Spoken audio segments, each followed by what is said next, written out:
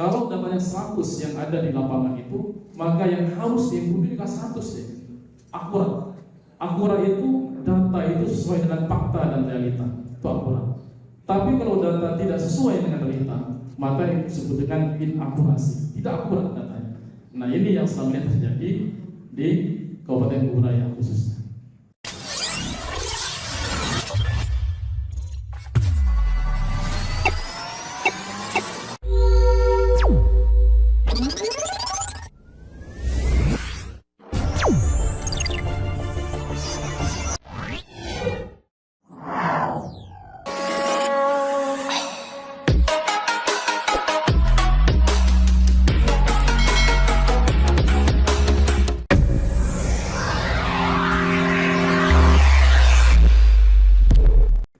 Jadi saya pikir Kecamatan Ambawang ini sering saya sampaikan bahwa merupakan KKM atau KKP yang paling punya semangat untuk menyelesaikan perdataan ini. Yang pertama seperti yang disampaikan oleh Pak Toha tadi, Ketua KKM kita, bahwa kita ini adalah setiap tahun itu memang benar kita disibukkan dengan data. Jadi tidak pernah data itu valid 100% ketika deadline data itu sudah sampai pada saatnya. Jadi saya harapkan sama, ada mindset yang berbeda. Jadi kalau yang selama ini mindsetnya masih itu saja, tolonglah di tahun 2022 dan selanjutnya itu mindset itu masih dirubah ya. Dari mindset karyawan menjadi mindset pemimpin ya. Dari mindset yang malas-malasan menjadi mindset yang lebih semangat lagi ya. Jadi yang mindset yang terlambat selalu terlambat, sekarang berubah menjadi mindset menjadi orang yang tercepat. Atau kalau yang istilah kami itu, kalau ada selama ini mindsetnya itu menjadi kaum mutaakhirin, nah sekarang menjadi kaum mutaawwalin. Jadi jangan selalu terlambat dalam masalah data. Itu masalah mindset saya. Yang kedua, memang kami perhatikan kemarin itu di Bogor Raya ini masih banyak data-data. Yang terakhir data emis itu, yang data residu itu masih tinggi Bapak sekali.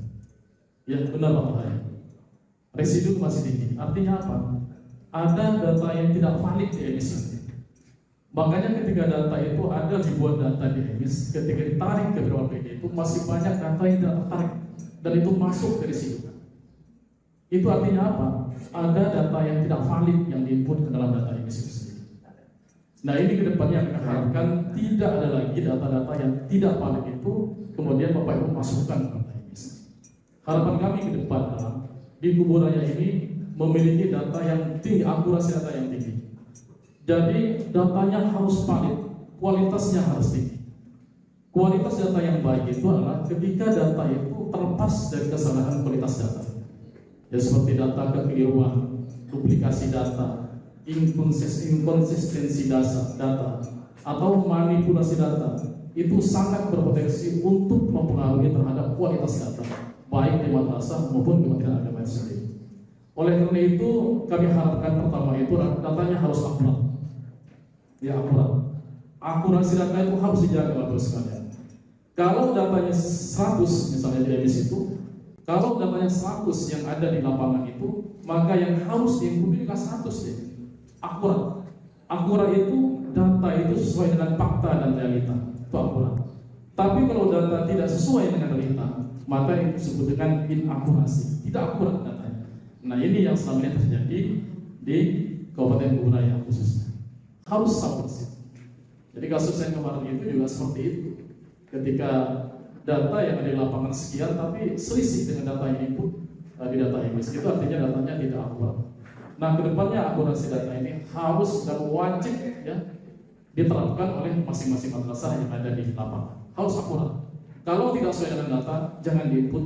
Kalau tidak sesuai dengan realita, jangan data itu diinput ke dalam data emis. Yang kedua adalah data itu harus kompeten. Kompeten itu lengkap, seperti yang tadi. Kalau NIK-nya tidak ada, maka NIK harus diurus betul-betul.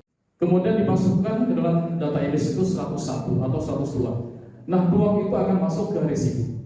Nah, ini yang sekarang sedang di cross check yang sedang dikelola oleh pusat, apakah data yang masuk ke data situ itu apakah benar-benar data yang siswa yang ada di lapangan yang tidak tertarik atau itu data fiktif. Kalau itu data fiktif, maka nanti bisa jadi bos yang didapatkan oleh madrasah itu harus dikembalikan.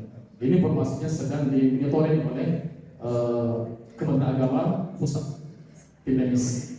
Jadi hati-hati dengan data. Yang selanjutnya adalah relevan. Relevan itu harus sesuai Bapak Ibu sekalian seperti yang saya sampaikan tadi. Jangan sampai data yang ada di EMIS itu adalah data-data yang tidak sesuai dengan data yang ada di lapangan itu tadi. Seperti yang saya sampaikan.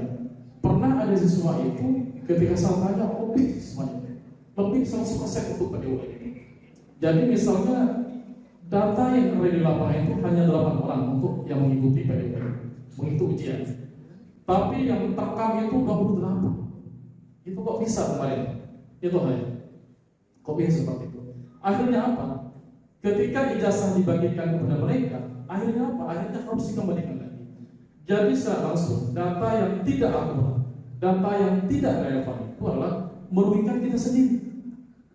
Ya, yang seharusnya sudah bekerja pada aplikasi atau kerjaan-kerjaan yang lain, tapi malah bergelut dengan data dan tidak akan selesai. Ya. Nah, tim lain juga harus diperhatikan. Jadi kalau waktunya EMIS ini harus valid di tanggal 20, jangan sampai tanggal 20 di akhir aja baru dikerjakan. Mulai dari sekarang. Jadi dari sekarang data itu harus dikerjakan bagus sekalian, sehingga ketika terjadi kesalahan-kesalahan Bapak Ibu bisa memperbaiki. Jangan tim lainnya itu adalah tanggal 20, tapi dikerjakannya juga pada tanggal 20. Nah ini yang biasa kita yang selama ini. Nah, yang selanjutnya adalah saat ini ya masih diberi kesempatan untuk memverifikasi data, memvalidasi data, terutama data siswa yang kelas akhir, ya, yang mau ujian. Itu kalau tidak salah itu wajib dimasukkan dalam data PDUN ya, Pak Hadi. Betul ya, Pak Yusuf? Nah itu juga harus valid. Kalau sampai data yang tidak masuk ke PDUN, maka kemudian nanti siswa itu tidak bisa ikut ujian. Ketika siswa tidak ikut ujian, nanti kemungkinan besar adalah orang tua siswa itu akan ngamuk, marah. Dan ini sering terjadi. Anak sudah sekolah selama 6 tahun, tapi ternyata mereka tidak masuk PDUN dan mereka tidak dapat mengikuti ujian.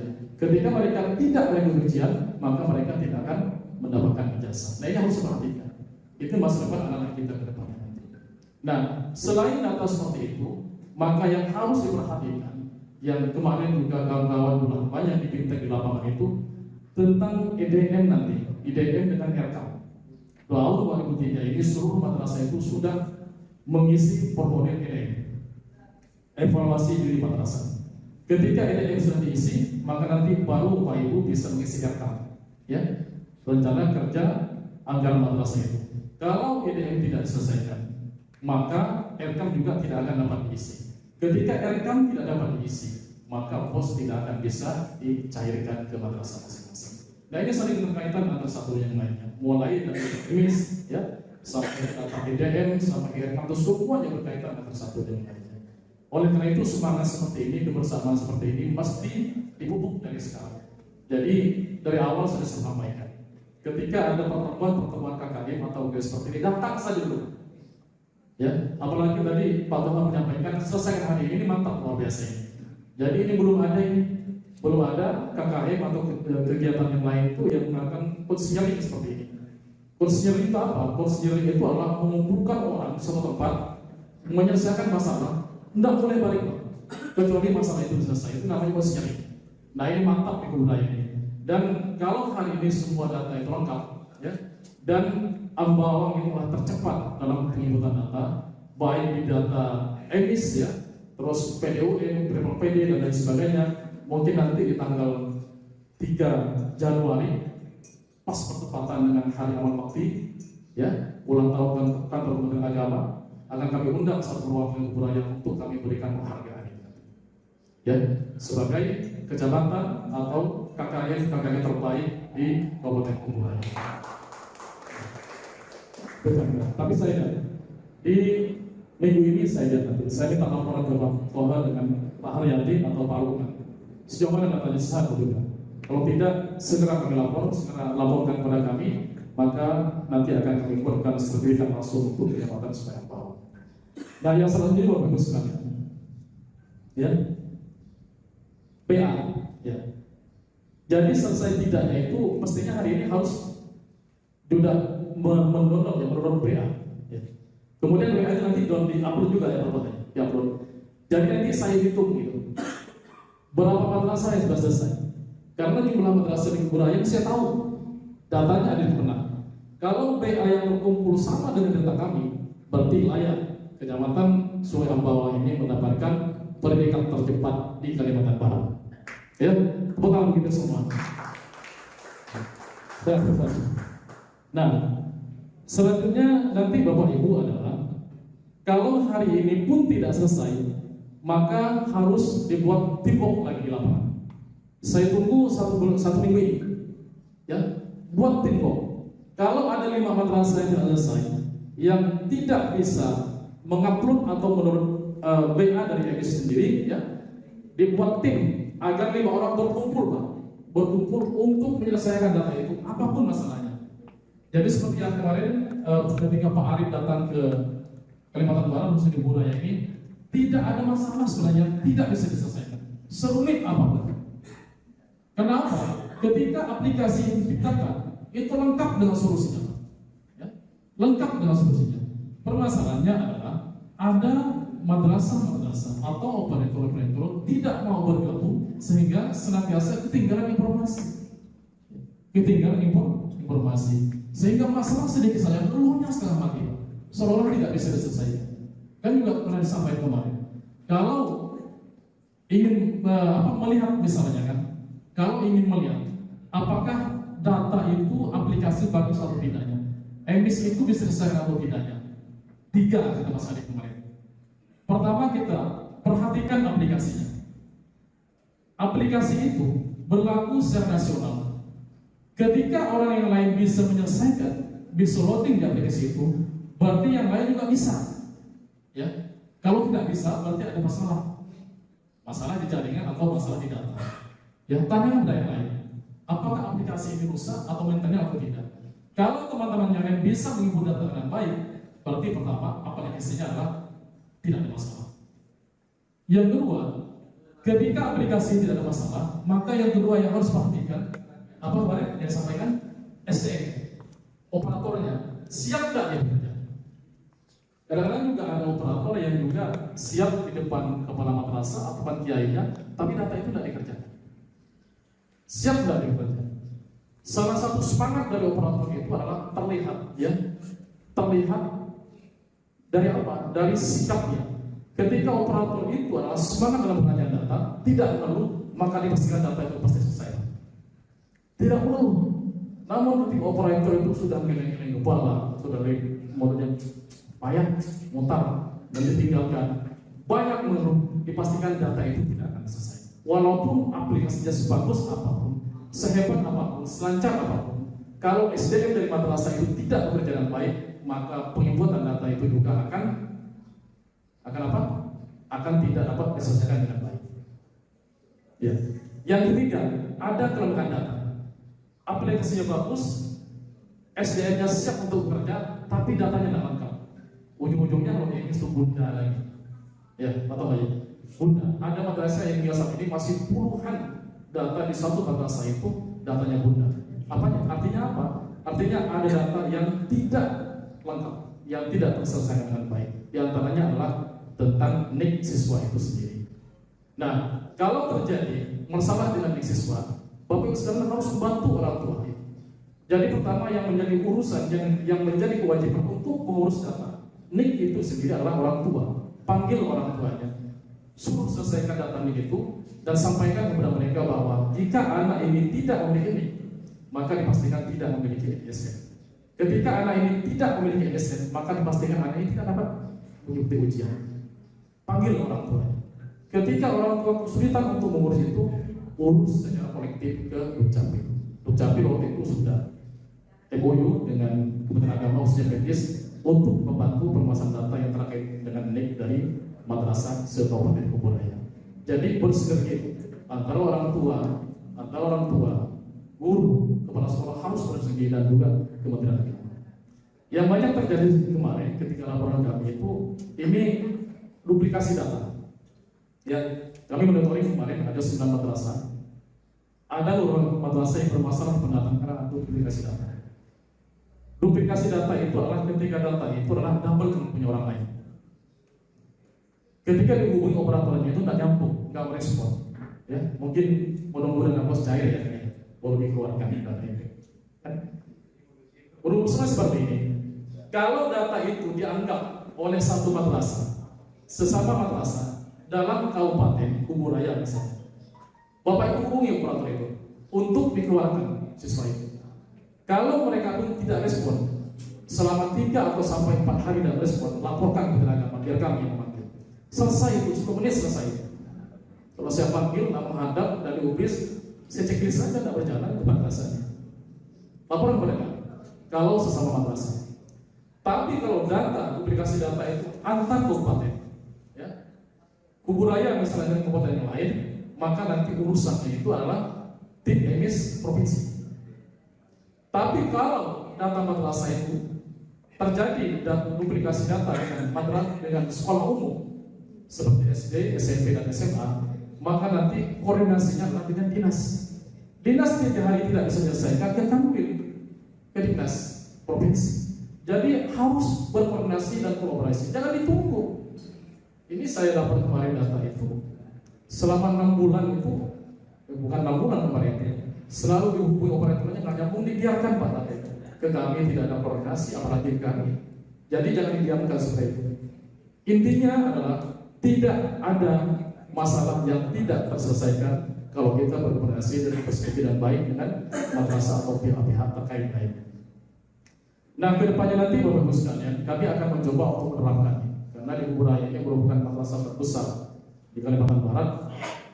Saya akan coba untuk mengcross-check ulang data itu dari Kecamatan Abau mulai tahun 2023 nanti. Jadi saya coba yang belum diterapkan itu oleh seluruh madrasah itu satu. Ketika dulu kami pernah menyampaikan, mungkin 5 tahun yang lalu itu, saya inginkan seluruh madrasah itu selain memiliki data online seperti yang saya sebutkan itu harus juga didukung dengan data offline. Di antaranya apa? Di antaranya harus ada buku induk tentang siswa dan alumni madrasah itu sendiri. Ya, karena kalau kita melihat tentang validasi ijazah mulai tahun 2002 ini nanti ijazah itu kalau tidak ya tidak sama dengan data yang masuk PUN, maka ijazah dianggap tidak valid. Tapi kan di tahun sebelumnya tidak. Tahun 2021 dan atau 20 sebelumnya itu tidak sinkron ya dengan PUN karena belum ada. Maka kemudian besar karena kedepannya nanti segala sesuatu diperlukan fakta integritas seperti jasa dan sebagainya itu dilakukan cross check, apalagi kita berkaitan dengan masalah politik. Paling tidak kalau di PDO ini tidak ada, buku induknya tetap tersimpan di madrasah masing-masing. Selain data online juga, mestinya di madrasah itu juga punya kopiannya Pak. Kopian siswa-siswa yang lulus itu siapa? Jadi madrasah harus memiliki fotokopi dari ijazah itu sendiri. Jangan ketika di cross check madrasahnya nggak tahu. Ya, ini alumninya bukan Pak. Saya baru menjabat sebagai nggak bisa seperti itu. Jadi kepemimpinan itu estafet. Kepemimpinan yang baru tidak bisa melepas tangan. Ini bukan pemimpin saya, tak bisa. Pemimpin nggak seperti itu. Jadi apa yang terjadi pada pemimpin sebelumnya itu harus menunjukkan pada pemimpin di masa-masa yang akan datang. Nggak bisa melepaskan tangan begitu saja. Pak Holis misalnya, datanya tahun ini berapa? Ini datanya di mana Pak? Paling nggak kira. Oh nggak tahu Pak. Ini bukan pengurus saya, bukan pemimpin saya. Nggak bisa seperti itu Pak. Harus menjadi bagian tanggung jawab dari pemimpin-pemimpin yang selanjutnya. Jadi kita ini harus berjiwa pemimpin kepemimpinan, tidak bisa melepaskan tanggung jawab begitu saja. Kalau saya sedikit ingin menguraikan tentang kepemimpinan itu, saya hingga saat ini masih memegang 3 teori Bapak Ibu sekalian. Teori tentang kepemimpinan itu sendiri. Itu dipublikasikan oleh Kartono ya. Pertama itu adalah pemimpinan teori kepemimpinan genetik ya.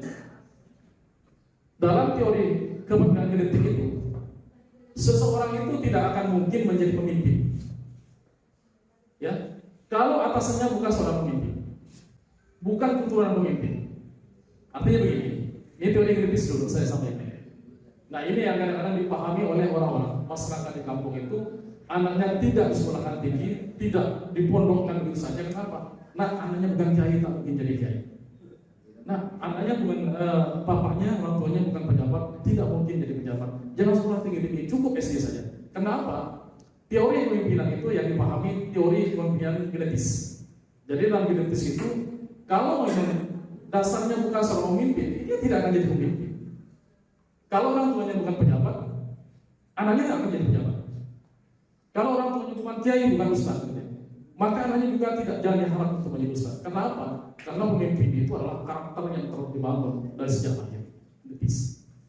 Tapi teori ini adalah dibantah, ya, dibantah oleh teori sosial. Dalam teori sosial, kepemimpinan itu tidak dilahirkan, tapi dibentuk. Apakah dia bapaknya yang itu adalah seorang kiai, seorang ustaz, seorang pejabat? Tapi kalau anaknya dibentuk dengan pendidikan, maka dia pasti menjadi seorang pemimpin. Nah, yang terjadi saat ini memang seperti itu. Jadi teori kepemimpinan sosial itu, jadi anak-anak juga ditanamkan, di siswa masing-masing ditanamkan untuk senantiasa semangat, ya, melaksanakan proses pembelajaran itu. Kenapa? Semuanya itu pasti berpotensi untuk menjadi pemimpin nanti. Nah ini kan yang banyak terjadi di masyarakat, harus dijelaskan. Tidak semangat untuk kuliah, tidak semangat untuk sekolah. Kenapa? Teori yang dipahami, teori yang pertama, teori keturunan, nggak ada itu. Contohnya, saya nggak ada yang namanya apa? Yang namanya keturunan saya atas ini nggak ada yang jadi pejabat, nggak ada. Tapi kan setelah saya dibentuk dari dunia pendidikan, saya menjadi pemimpin. Kan? Begitu juga Bapak Ibu semua. Kira-kira yang ada pada sini ada nggak yang orang tuanya itu semua nyuruh? Ada nggak yang orang tuanya kepala sekolah? Semuanya? Nggak ada. Tapi kenapa pendidikan mendidik seperti itu? Maka bapak-bapak yang hadir pada saat ini adalah layak berpotensi untuk menjadi seorang pemimpin. Jadi semuanya itu layak untuk menjadi pemimpin. Yang ketiga itu tiara ekologis. Jadi ekologis itu ketika punya watak kepemimpinan sejak lahir, kemudian juga dibina dengan melalui jalur pendidikan, maka semakin mantaplah kepemimpinan itu sendiri. Nah Bapak Ibu sekalian, mari saya katakan bahwa jangan senantiasa menjadi mental karyawan, tapi harus menjadi mental seorang pemimpin. Watak karyawan itu mentalnya apa? Ketika disuruh baru bekerja, ya, seperti Pak, tolong diinput emis, nah baru bekerja itu mental karyawan.